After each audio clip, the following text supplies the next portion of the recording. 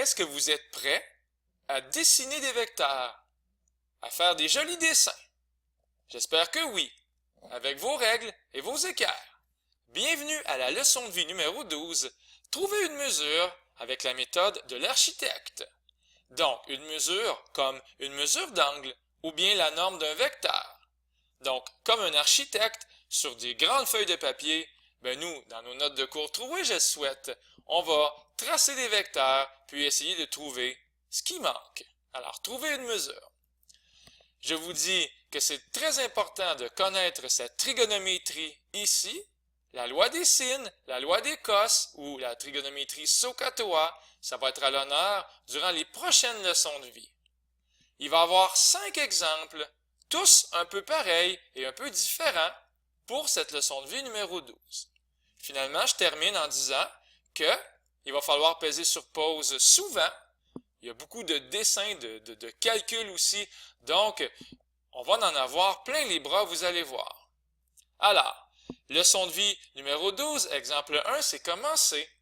Lors d'une chasse au trésor, on effectue les deux déplacements, vecteur U et vecteur V. Voilà, ils sont dessinés et on veut savoir la norme du vecteur résultant, du déplacement résultant. Alors ici, la vie nous fait un beau cadeau, on va en profiter, ça ne sera pas toujours comme ça. Les vecteurs U et V, de la manière qu'ils sont placés bout à bout. Donc, c'est très facile de faire apparaître le vecteur résultant ou bien le vecteur somme. Il est ici, vecteur U plus vecteur V, ou si vous préférez le vecteur somme, où il part au début de U et il se termine à la fin de V. Alors, facile à faire lorsque les vecteurs sont bout à bout.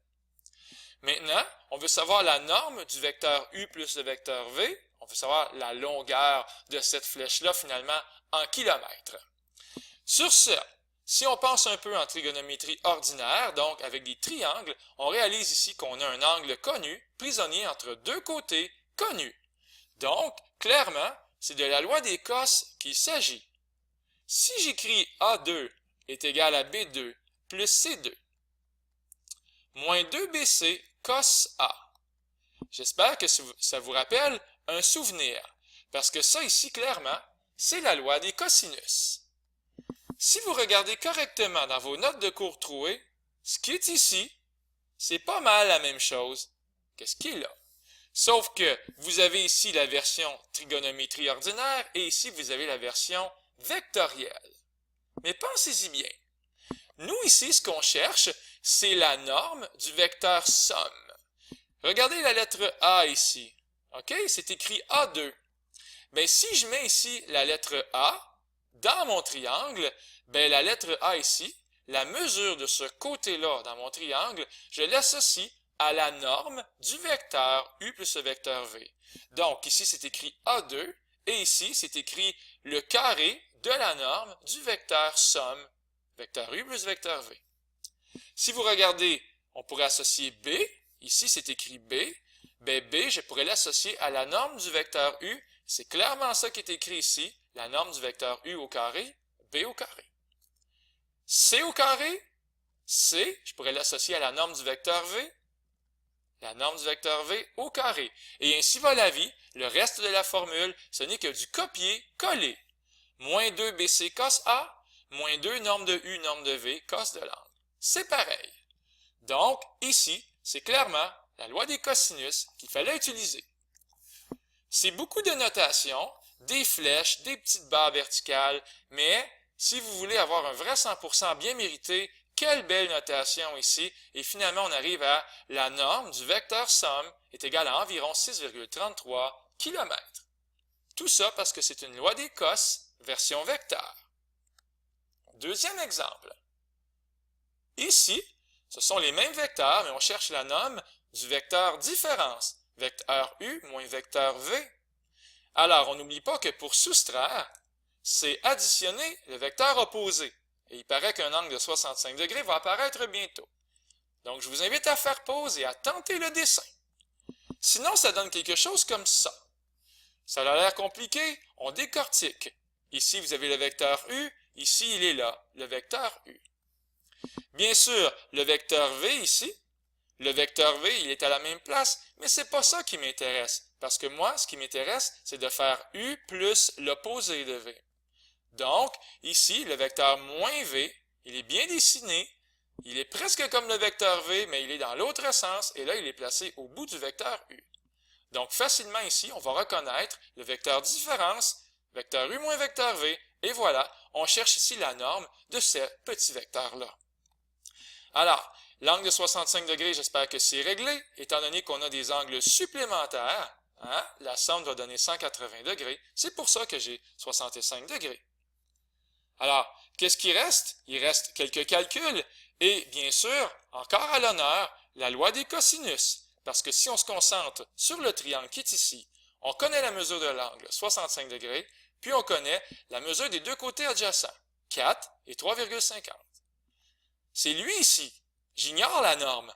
Donc, le carré de la norme du vecteur différence est égal à la somme des carrés des normes moins 2 fois la norme de U fois la norme du vecteur moins V fois le cosinus de l'angle. Clairement, c'est la loi des cosinus.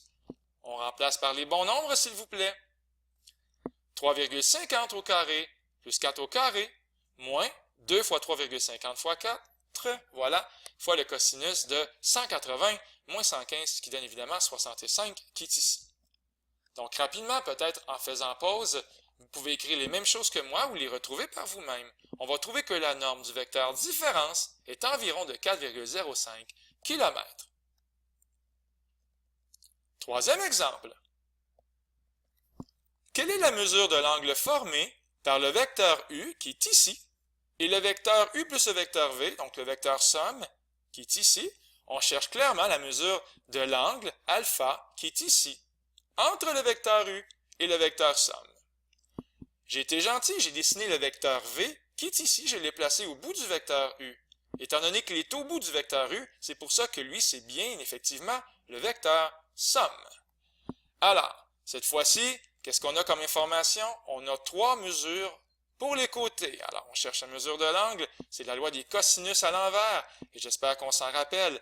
Cos B2 plus C2 moins A2 sur 2BC.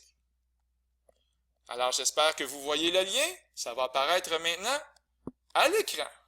Donc, ici, ce qu'il faut comprendre, c'est que l'angle qu'on cherche, mais le côté qui est en face, c'est lui qui est associé avec le moins dans la formule. Donc, ici, l'angle que je cherche, il est là. Donc, B2 plus C2, ben moi, j'associe ça au carré de la norme du vecteur U. Tiens, je pourrais écrire ici que B, c'est la norme du vecteur U, que C, c'est la norme du vecteur somme. On retrouve donc B2 plus C2. On retrouve donc la norme de U au carré plus la norme du vecteur somme au carré, moins le carré de la norme de V. Donc, ça ici, je l'associe à la lettre A. Puis, on continue sur 2 fois la norme du vecteur U fois la norme du vecteur somme. Donc, vraiment, on prend son temps. On ne va pas trop vite. Et c'est vraiment la loi des cosinus à l'envers ici. On l'accueille. Lorsqu'on remplace correctement, ça va donner une réponse de 62 environ 72 degrés. Donc, prenez votre temps, faites pause, remplacez, constatez que c'est la même chose ici que là, version trigo et version vecteur, parce qu'on aime les vecteurs. Question suivante. On poursuit l'aventure. Exemple numéro 4. Recherchez la norme du vecteur V. Ici, toi, on cherche ta norme. J'ai la norme du vecteur U, 3 mètres, et la norme du vecteur somme, ici j'écris vecteur U plus vecteur V, il est là le vecteur somme, 4,5 mètres. Qu'est-ce qui est ennuyant un peu ici? Faites attention, il y a on allait dire des pièges, peut-être. C'est que pour faire une somme de vecteurs, les vecteurs U et V doivent être mis bout à bout. Fait qu'ici, le dessin, il fait comme plus ou moins de sens. Moi, je vous invite vraiment à prendre un vecteur et à le mettre au bout de l'autre. Dans ma vidéo, j'ai choisi ici de mettre le vecteur U au bout du vecteur V. Donc, toi, tu es le vecteur U et la norme de 3,0 mètres, ça ne change pas. Et comme ça, étant donné que U est au bout de V, ben U plus V ici, ça a du sens. On pourrait dire que ça pourrait être à la place V plus U, mais ça revient à la même chose. On aurait pu prendre le vecteur V et le dessiner au bout de U, ça leur aurait donné le même principe. Alors là, je me sens plus d'attaque pour le dessin. Surtout, grâce à mon dessin, je devrais dire. Surtout que maintenant, je peux donner ici un angle de 55 degrés qui vient d'apparaître. Alors ici, absolument, on peut ajouter l'angle de 55 degrés. Il est alterne-interne avec l'autre angle de 55 degrés, parce que les vecteurs U sont parallèles. Alors, quand on a des angles alterne-internes formés par des vecteurs ou des droites parallèles, bien, les angles vont être isométriques. Donc ici, clairement, c'est 55 degrés, on va l'écrire. Peut-être qu'un dessin, ça va vous convaincre. Lorsqu'on a des droites ou des vecteurs qui sont parallèles, les angles qui sont alternes, internes, vont être isométriques. Et c'est le cas ici avec 55 degrés. Encore une fois, vous allez dire, c'est toujours la loi des cosinus, monsieur. Ben, peut-être que vous le dites, mais là, je ne vous entends pas. Alors, la loi des cosinus, on connaît la mesure de l'angle et on connaît la mesure des deux côtés qui sont adjacents. Donc 4,5 mètres et 3,0 mètres. Et qu'est-ce qu'on cherche? C'est lui ici. Alors, c'est lui qui va être isolé. C'est pour ça qu'on va voir ici le carré de la norme du vecteur V, ici. Le carré de la norme du vecteur U, le carré de la norme du vecteur somme, et ainsi va la vie. On continue l'aventure et on remplace par les bons nombres. Prenez votre temps, faites pause s'il le faut. Alors, 3 à la 2, 4,5 à la 2, moins 2 fois 3 fois 4,5, cos de 55. Tranquillement. Oh! Et voilà. La norme du vecteur V, environ 3,71 mètres. J'espère que vous n'êtes pas trop traumatisés. Il reste un exemple à faire. Exemple numéro 5, ici. Encore une fois, faites pause, tentez l'aventure, soyez plein d'initiatives intellectuelles. Quelle est la norme de la somme? Le vecteur U et le vecteur V, on vous demanderait de les additionner. Attention, il y a un piège. C'est quoi le piège? J'écoute. Le piège, c'est que les vecteurs ne sont pas bout à bout. Donc, je veux bien dessiner la somme, mais avant, il faut que je mette un vecteur au bout de l'autre. Donc, j'ai mis le vecteur V au bout du vecteur U, derrière le petit masqueur bleu qui est ici. Tentez l'aventure, faites-le par vous-même. Sinon, il va apparaître maintenant. Alors, le vecteur U, c'est le même vecteur. Et le vecteur V, qui est ici, il est là, je l'ai déplacé au bout du vecteur U. Et d'ailleurs, je le renomme, hein, V. C'est ça ton nom. C'est important de bien le nommer.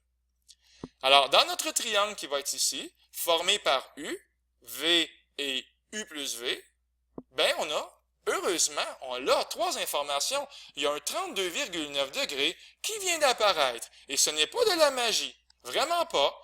Nous avons un angle de 32,9 degrés. Il est supplémentaire à l'angle de 147,1 degrés. Alors, je vous rappelle que supplémentaire, ça veut dire que les angles ont une somme de 180 degrés. Alors, c'est la loi des cosinus pour une dernière fois. Alors, on lui dit bonjour une dernière fois dans cette vidéo-là. Et clairement, ce qu'on cherche ici, c'est la norme du vecteur somme. Donc, ça va être écrit, le carré de la norme du vecteur somme est égal à la somme des carrés des normes de chaque vecteur, moins 2 fois la norme de U, la norme de V, cos de l'angle. C'est répétitif. Peut-être que vous pensez que c'est long l'écrire, mais on s'habitue. Et on a des points quand on l'écrit correctement. N'est-ce pas? Alors, ça donne ceci, ça donne cela. 7,62, ça c'est le carré de la norme. Et finalement, 2,76, ça c'est la norme du vecteur U plus le vecteur V, donc du vecteur somme, ici. Alors, j'espère que vous n'avez pas été trop chamboulé à l'envers à cause de la vidéo. Ça m'a vraiment fait plaisir de vous la créer, cette vidéo-là. Sur ça, il va y avoir d'autres leçons de vie avec la méthode de l'architecte, les leçons de vie 13 et 14. Ça vaudrait la peine de les écouter, parce que les problèmes qui s'en viennent avec la méthode de l'architecte sont quand même différents et peut-être un peu plus difficiles. Donc, on se revoit bientôt, je l'espère. C'était Luc Allard pour le Collège Sainte-Anne qui vous dit au revoir.